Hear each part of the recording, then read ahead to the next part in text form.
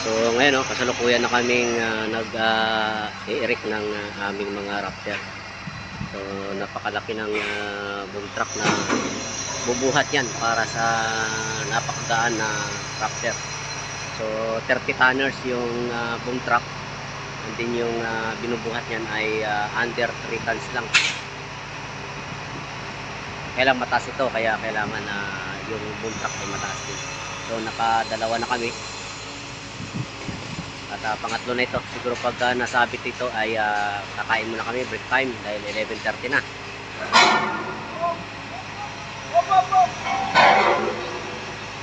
Okay.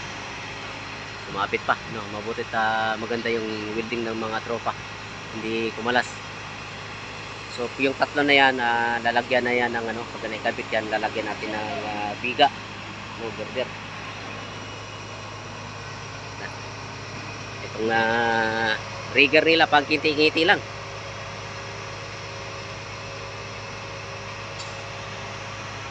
So naglagay na tayo ng doon, no, ng stopper pagka tumapat yan doon sa sa may poste, sa loob ng poste ay naka-align na tayo.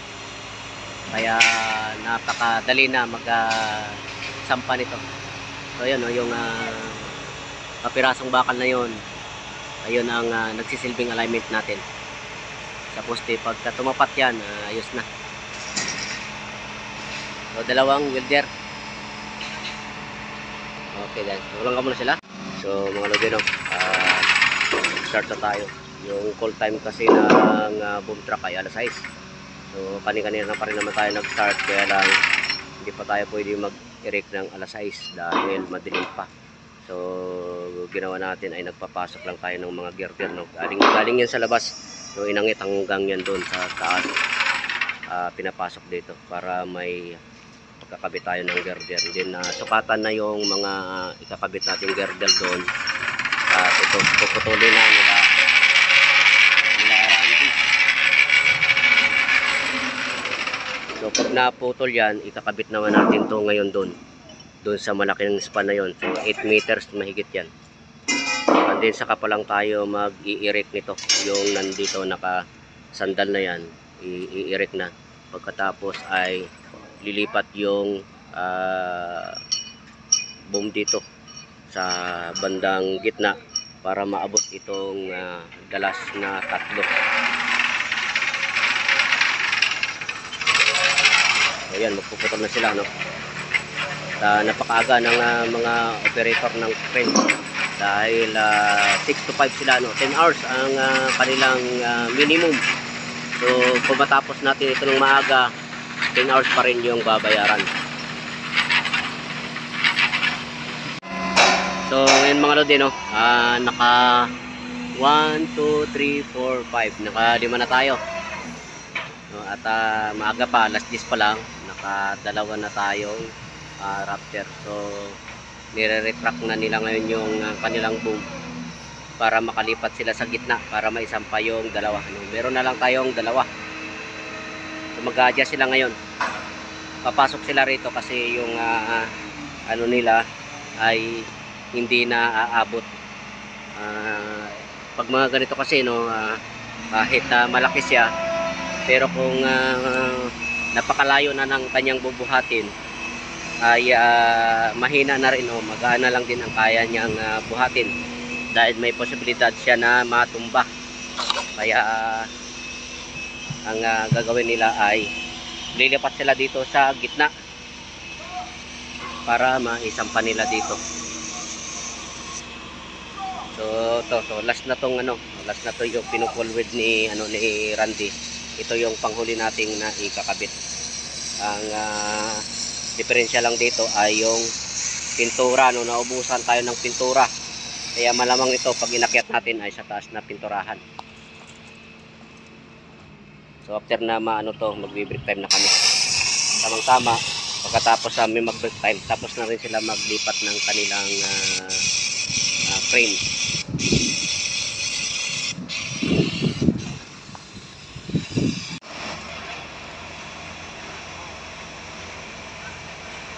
So naka-6 na tayo. Pang-7 yung nasa baba. At yung kinakabit nila yung girder, no. Bali yung main character dito ay apat lang talaga kami. Dalawa sa taas, si Reggie tsaka si Bong. At dito may sumisilip si Randy. Sumisilip yung alignment. At siyempre yung poging rigger, yung spotter ng boom. So malaking tulong itong boom na in-air ng boss namin para nang sa ganun ay mapabilis yung trabaho. Kasi kung manual ay abutin kami ng 1 linggo na magtaas nito.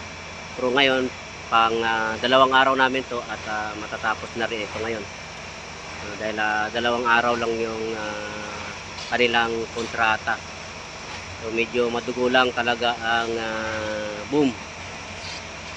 O ganun talaga, no. So ito pwede naman namin i-manual, kaya lang nagmamadali na si boss. So matagal kasi ang manual. So, siyempre pag nagmamadali ka may kapalit na malaking halaga din.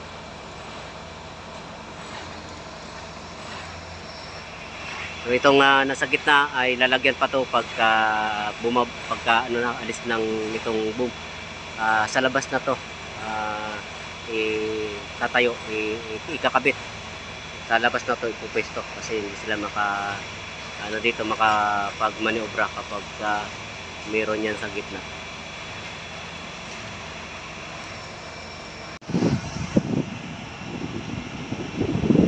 Okay, sana tumugma para hindi na tayo mahirapan. At na kami sa oras dahol. Hanggang alas 5 lang yung boom. So, wala na tayo isang oras. Meron pa tayo dito sa gitna.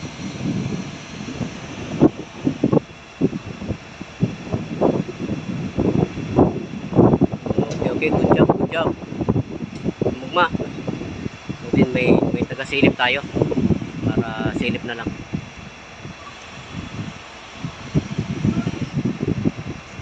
So pagkatapos niyan lalabas tong boom truck para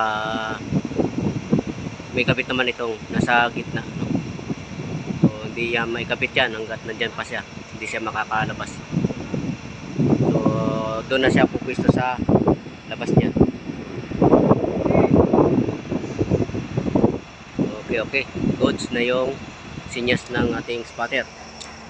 So nandun spotter natin. Okay, so ito na yung huling pyesa na ikakabit namin para dito sa espasyo na yan. At nilabas na nila yung kanilang boom para hindi na sila maipit dito. Ayun, no.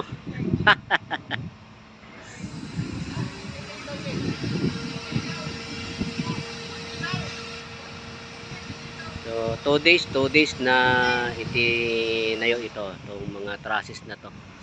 At so far so good naman. So nagkaroon lang ng konting aberya pero okay naman. Umabot naman tayo sa oras kasi 10 hours a day ang ang kanilang minimum.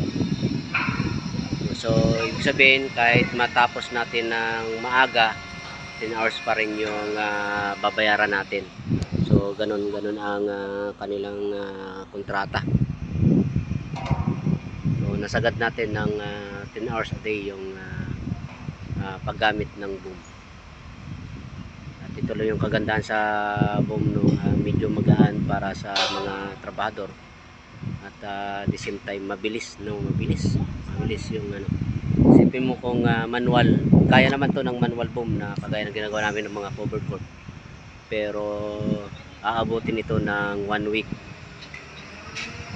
lahat, no, kasama yung mga girder na yan. Excuse me po.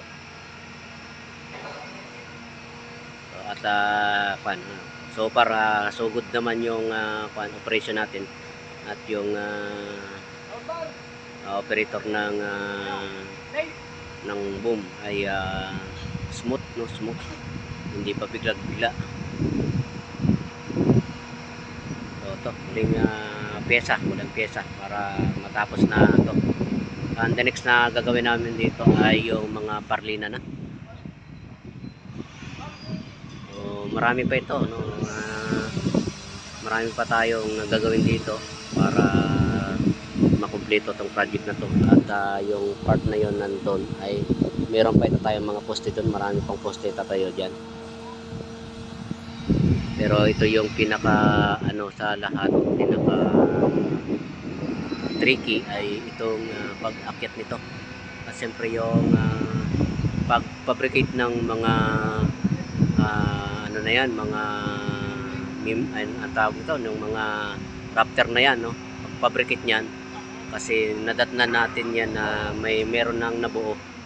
Ngunit mali yung kanilang nagawa, kaya ni-repair pa natin. So ngayon ay ito na iakyat na nga natin.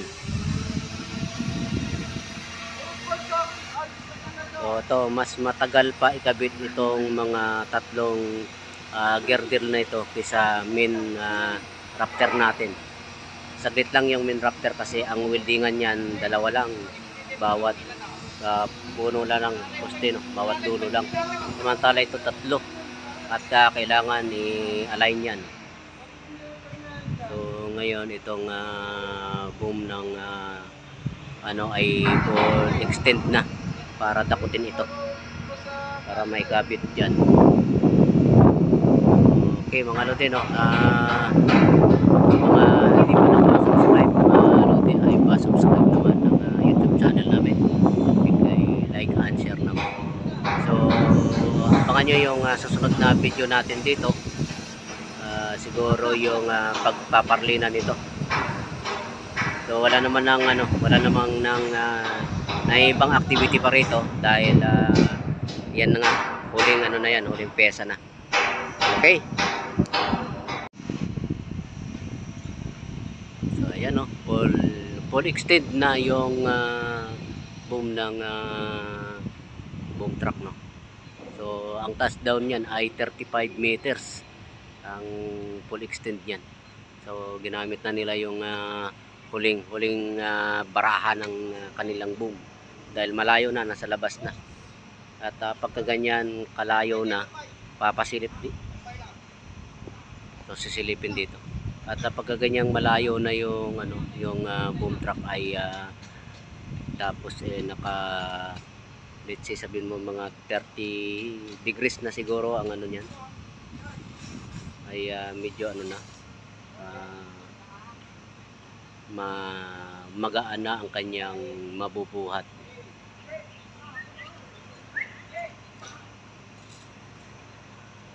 So pag naikabit nila yan ay good to go na tayo. Makapagpahinga naman tayo ng maaga. So dahil tatlong araw tayo straight na nag-overtime na hanggang alas 10, alas 11 ng gabi matapos lang tong fabrication ng raptor. So yan na lang, sana pumasok para wala na tayong magiging problema. At ang oras natin ay umiiksi na.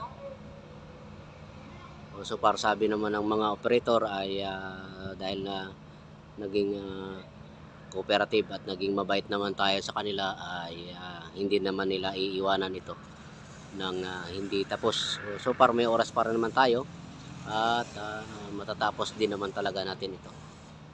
At siyempre si Reggie at si Bong ay talagang pagod na rin yan, So, lahat naman kami ay pagod na, pero silang dalawa talaga ang sobrang napapagod. Sa mga asawa nito, mahalin nyo yung mga asawa nyo, ha. At kita nyo naman, sobra na yung kanilang sakripisyo talaga.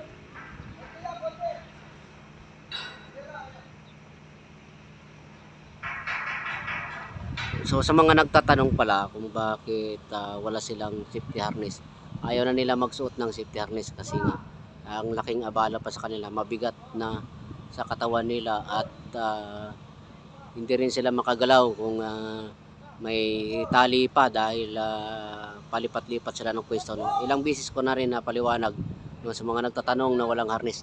Meron po kaming harness, ayun. Ayan, complete gear tayo.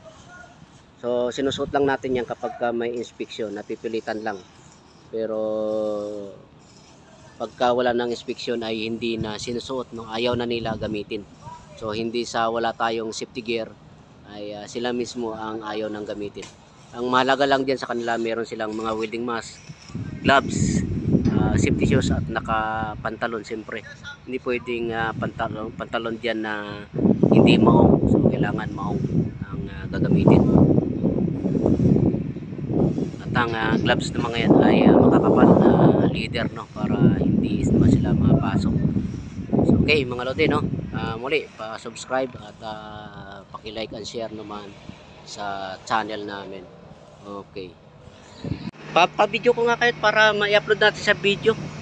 So ito yung mga magigitin nating operator. Ano nga pangalan mo, Kuyang? Dennis si Laura, G7.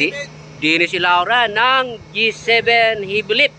Tsaka yung kanyang rigger si Yung Perez. Yup. Kamag-ainsan! Piris na ako eh. Oo. Oh. Ayan, si Insan ko pala to, no? Mga piris talaga, mga gwapo. Tingnan nyo naman, ha? Ayan. Ha? Pero. Di naman. Saan nakakarating yung ito eh. Hindi, ano lang, alam mo yung mga piris, talagang magaling lang maglahi. Yan. Yan lang masasa. Pero babaero, hindi naman. Mapagbigay lang mga piris. Oh, kita nyo naman, oh. Saan ang pool nyo? Insan ko pala to. Saan ang pool? Ha? Saan ang lahi nyo? Kalat din ang lahi namin. Oh. Walang alamin. Huwag mo lang alamin. So maraming salamat sa kanilang dalawa. At siyempre sa boss din nila, no. At shout out sa inyo lahat. Shout out. Shout out. So kung mga kung mayroon kayong i-erect, no, hanapin nyo lang yung G7 Heavy Lift. Saan kayo matatagpuan, pare? Mexico, Pampanga, no. Sila Insan ang matatagpuan nyo doon, mga magagaling, no. Mabait, no. Siyempre yung operator natin ay napakagaling ng kamay nito. Tangin na, hindi pasmado. Ha? Macho pa. Macho. Sabay tago ng tiyan. Okay, maraming salamat sa inyong dalawa, no. At patapos na. Okay. At yun nga lang, no, mga lodi, no, hindi lang natin maibigay talaga yung detalye kung paano namin binuo at ginawa ito. At siyempre meron tayong restriction, no, napalalahanan na tayo. So ang maibigay natin sa inyo ay ganito lang, no. Konting konting pasilip lang. Okay. Goods na. Okay, boom down. Alright, at dito na po nagtatapos yung ating ereksyon. At muli, maraming salamat sa inyong dalawa. Sa muling pagkikita ko. Kung mauulit pa. Okay guys, salamat. So alright, natapos din, no. Boom down na sila, O ibig sabihin tapos na sa ereksyon. Finish contract na, pero hindi pa naman. Marami pa tayong gagawin diyan. Si Reggie medyo nangangatog na rin yung tuhod, no. Pagod na talaga. Ayun si Bong. At si Bong, ay alam niyo na si Bong. Talagang naglalakad lang yan sa pilapil. So, maraming salamat din sa kanilang dalawa. At although medyo may kasungitan na, pero okay naman, no? Normal yun sa taong pagod na. So yan, mga asawa ng dalawang to, mahalin nyo. At kita nyo naman, no, sobrang pagod na yan. Pero si Reggie nakangiti pa rin. Smile before you open. Okay, ito na. Medyo matagal pala ang pag-boom down nito. Matagal dahil mahaba.